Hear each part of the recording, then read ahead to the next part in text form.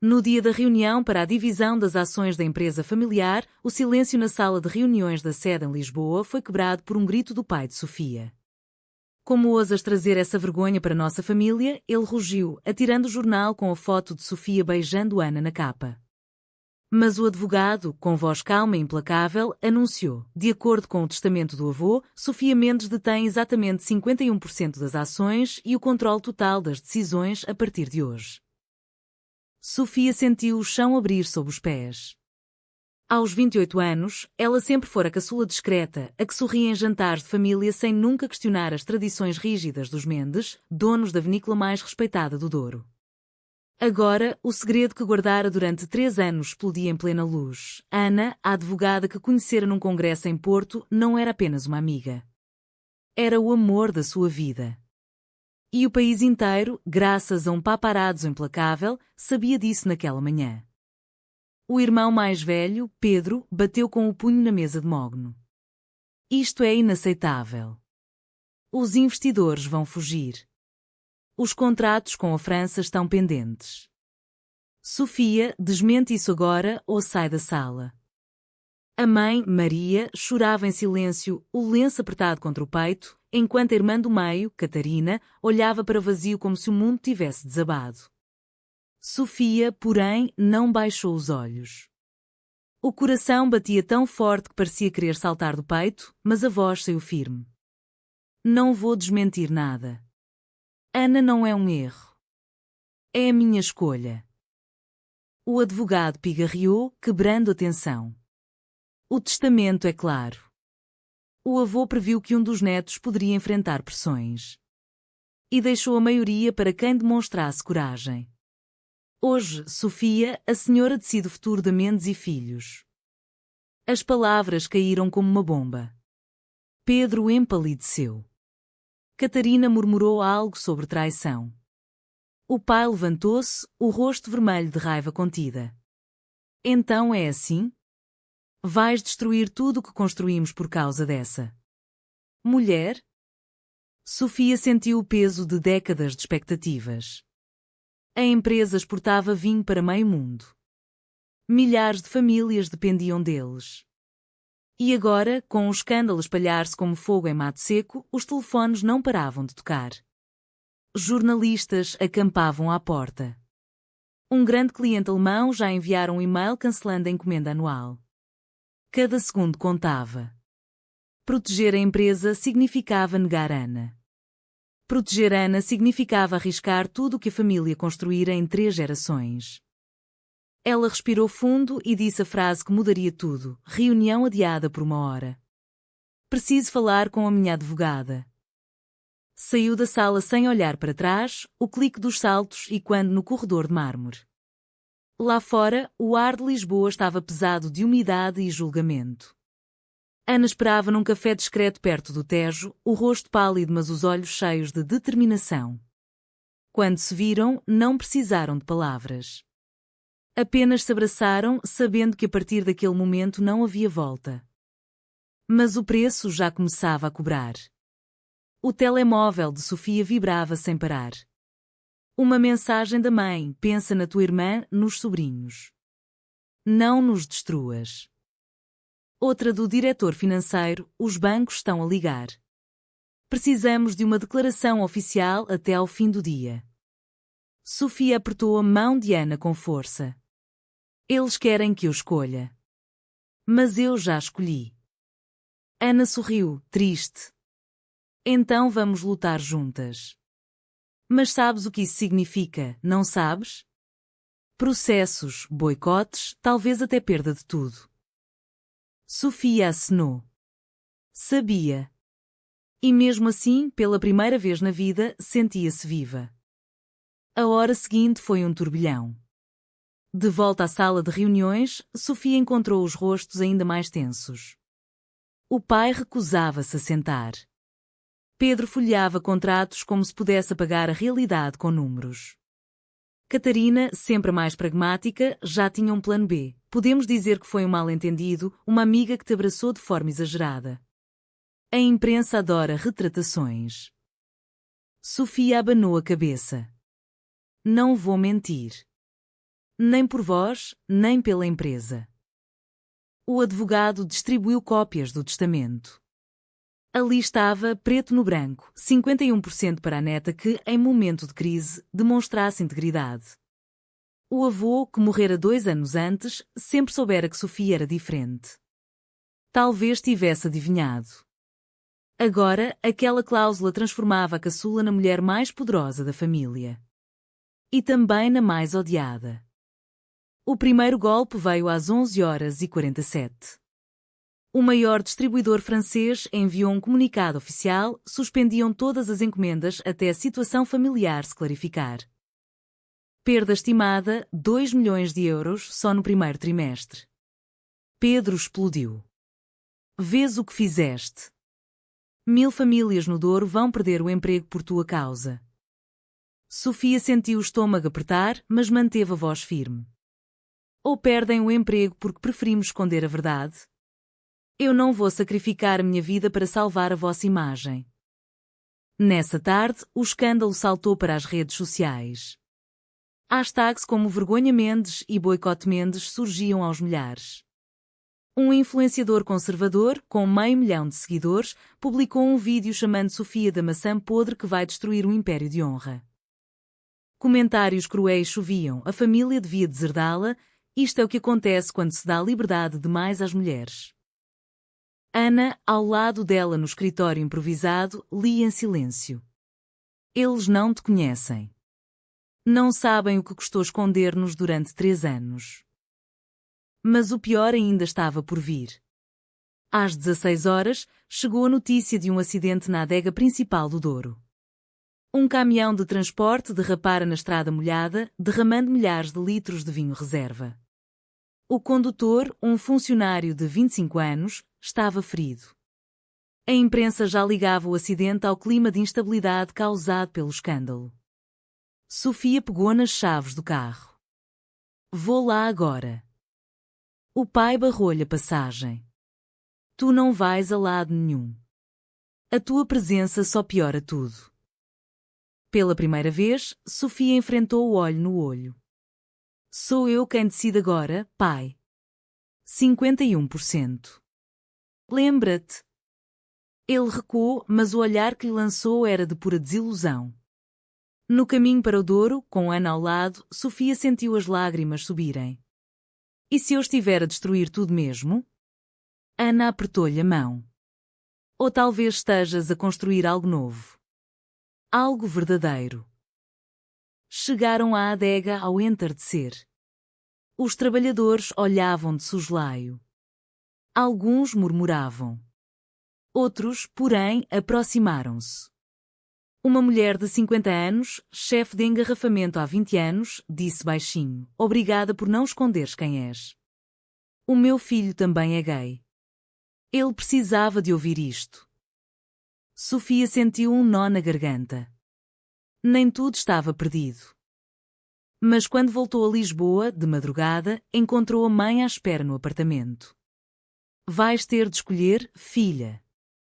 Ou a família ou essa mulher. Não podes ter as duas. Sofia fechou a porta devagar. Então escolho as duas. E se não aceitarem, paciência. A mãe saiu sem dizer adeus. O silêncio que ficou foi mais pesado que qualquer grito.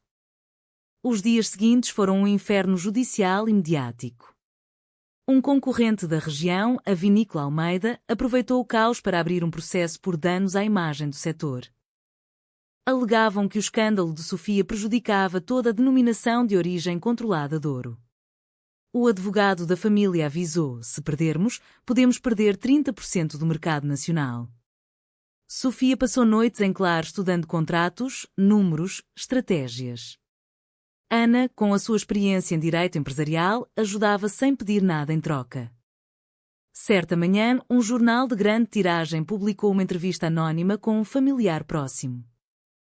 As frases eram devastadoras. Sofia sempre foi egoísta. Agora quer arrastar-nos a todos para o seu mundo. Sofia soube imediatamente que fora Catarina. A traição doeu mais que o processo. Telefonou à irmã. Por que fizeste isto? A resposta veio fria, porque tu estás a destruir o legado do pai. Eu tenho filhos. Preciso proteger o futuro deles. Nesse mesmo dia, chegou a intimação. O condutor acidentado decidira processar a empresa por negligência emocional causada pelo ambiente tóxico pós-escândalo. Exigia indemnização de 150 mil euros. Pedro ligou furioso. Vês? Tudo por causa da tua teimosia. Sofia marcou uma reunião de emergência com toda a família. Na sala, o ar estava carregado. Vamos contra-atacar, disse ela. Vamos transformar isto numa campanha de autenticidade. Mostrar que uma empresa moderna pode ser inclusiva e lucrativa. O pai riu com amargura. Inclusiva? Isto não é uma ONG, Sofia. É um negócio de gerações. Mas Ana, presente pela primeira vez como assessora legal, apresentou números.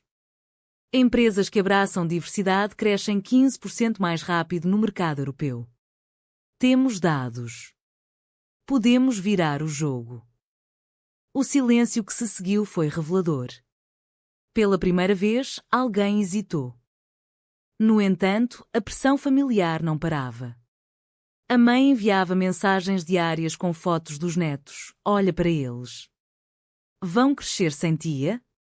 Pedro ameaçava renunciar ao cargo de diretor operacional se Sofia não fizesse uma declaração pública negando qualquer relação romântica.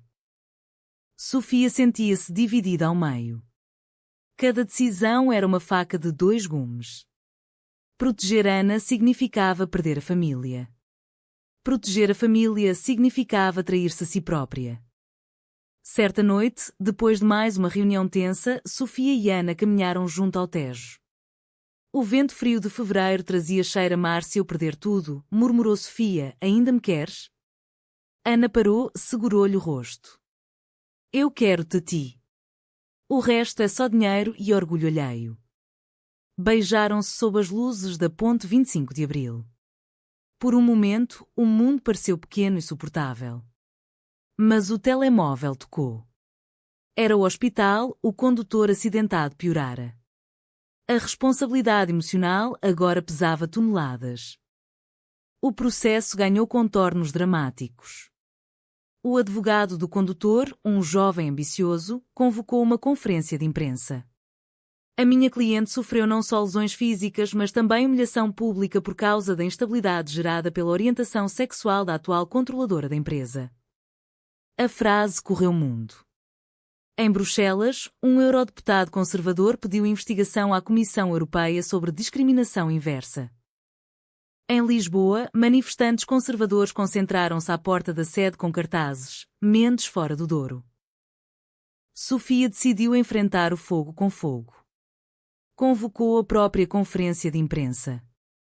Vestida de preto simples, sem maquilhagem exagerada, olhou diretamente para as câmaras. Sim, amo uma mulher. Sim, sou lésbica. E sim, controlo 51% desta empresa. Não vou pedir desculpa por ser quem sou.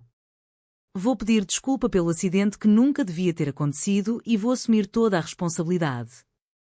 A sala explodiu em flashes. Em casa, o pai desligou a televisão. A mãe chorou. Pedro enviou uma mensagem curta: acabaste de matar a empresa. Mas algo inesperado aconteceu. As redes sociais inverteram o rumo. Jovens portugueses começaram a partilhar histórias próprias. Orgulho Mendes surgiu do nada. Uma petição online para apoiar a vinícola atingiu 80 mil assinaturas em 48 horas. Clientes novos apareceram, lojas especializadas em vinho orgânico na Alemanha, restaurantes que eram em Barcelona. As vendas online subiram 22% em 3 dias. No entanto, dentro de casa a guerra era outra. Catarina apareceu no apartamento de Sofia com os 2 filhos pequenos. Eles perguntam por que a tia não vai aos jantares. O que lhes digo? Que a tia prefere a namorada ao sangue? Sofia abraçou os sobrinhos, o coração em pedaços. Diz-lhes que a tia ama-os e que está a lutar por um mundo onde ninguém precise de esconder quem ama. Catarina saiu batendo a porta. A tensão atingiu o pico quando o tribunal marcou a audiência para daqui a 2 semanas. O advogado avisou: se perdermos, a indemnização pode chegar a $500.000. Mais os custos legais. A empresa não aguenta. Sofia passou a noite a rever contas. Ana preparou a defesa. Vamos provar que o acidente foi causado por chuva forte e não por clima emocional. Mas ambas sabiam que o verdadeiro julgamento não era no tribunal. Era na família. Certa madrugada, o pai ligou. Pela primeira vez em semanas, a voz não era de raiva, mas de cansaço. Vem a casa, Sofia. Sozinha. Precisamos de falar. Ela foi. Encontrou na varanda, olhando o Tejo. Eu construí isto para vós. Para que nunca passasseis fome como eu passei na infância. E agora? Tu queres mudar tudo. Sofia sentou-se ao lado. Não quero mudar tudo, pai. Quero que caiba toda a gente. Ele ficou em silêncio muito tempo. Depois disse: talvez o teu avô soubesse o que fazia ao dar-te 51%. Talvez eu é que nunca soube ver-te. Foi a primeira rachadura na muralha. A audiência foi um circo. Jornalistas, curiosos, ativistas. Sofia testemunhou com a voz clara: o acidente foi trágico. Assumo a responsabilidade como controladora.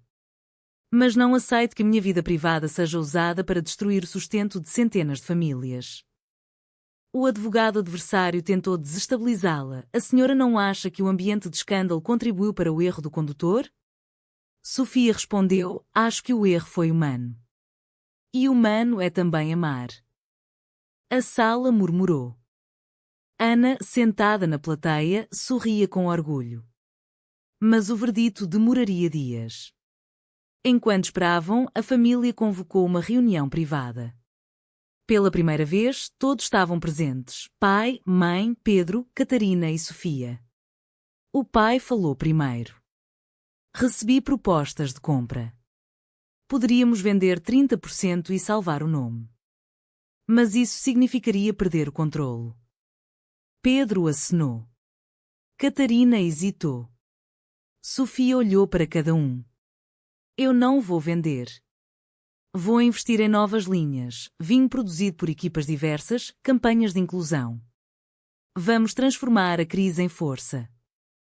A mãe, que mal falara nas últimas semanas, surpreendeu todos. Eu vi o vídeo da tua conferência. E vi como os teus sobrinhos te defendem na escola. Talvez tenhamos de aprender a viver com isto. Foi um pequeno milagre. Pedro resmungou, mas não contradisse. Catarina baixou os olhos. O pai suspirou. Tens 51%. Faz o que achas certo. Mas se falhar, não digas que não avisei. Nos dias seguintes, Sofia e Ana trabalharam sem parar. Criaram um plano de reestruturação, parcerias com organizações LGBTQ+, nova garrafa comemorativa do Vinho da Coragem, eventos abertos ao público no Douro. O risco era enorme. Se falhasse, a empresa cairia. Mas o primeiro sinal positivo veio quando o maior cliente alemão, que cancelara tudo, voltou atrás. Admiramos a vossa autenticidade. Queremos renovar o contrato. No entanto, a pressão emocional não parava. Ana começou a receber ameaças anónimas por e-mail. Afasta-te dela ou pior. Sofia insistiu para que Ana ficasse em segurança, mas Ana recusou. Não vou fugir. Estamos nisto juntas. Certa noite, depois de mais um dia exaustivo, as duas sentaram-se no sofá do apartamento. Sofia chorou pela primeira vez em semanas. Tenho medo de te perder por causa disto tudo. Ana beijou-lhe a testa. Só me perdes se desistires de ti mesma. O verdito chegou numa manhã chuvosa de março. Absolvição. O tribunal considerou que não havia nexo causal entre a orientação sexual de Sofia e o acidente. A empresa respirou. As ações subiram 8% em bolsa. Mas o verdadeiro teste ainda estava por vir, a reunião anual de acionistas, onde Sofia teria de apresentar os novos rumos. A sala estava cheia. Investidores, jornalistas, família. Sofia subiu ao palco. Hoje assumo publicamente o meu amor por Ana. E assumo que esta empresa vai mudar. Vamos crescer com valores de respeito e diversidade. Quem não concordar pode vender as suas ações. Eu compro. Um silêncio pesado. Depois, aplausos esparsos. Pedro levantou-se primeiro. Depois Catarina. Por fim, o pai. Não era aprovação total. Mas era um começo. Meses depois, a Mendes e Filhos lançava a sua primeira campanha internacional com o lema Vinho de Verdade, Vidas de Verdade. As vendas dispararam. A família ainda tropeçava em silêncios incômodos, mas os jantares de domingo voltaram. A mãe até convidou a Ana uma vez. Sofia e Ana casaram em privado, numa pequena quinta no Douro, só com os mais próximos. Quando trocaram as alianças, o sol batia nas vinhas exatamente como no dia em que se conheceram. O preço fora alto, lágrimas, processos, noites sem dormir, relações feridas. Mas o silêncio nunca fora opção. E agora, olhando para o futuro, Sofia pergunta-se todos os dias: a coragem de ser quem somos justifica mesmo o preço que pagamos? Certo ou errado?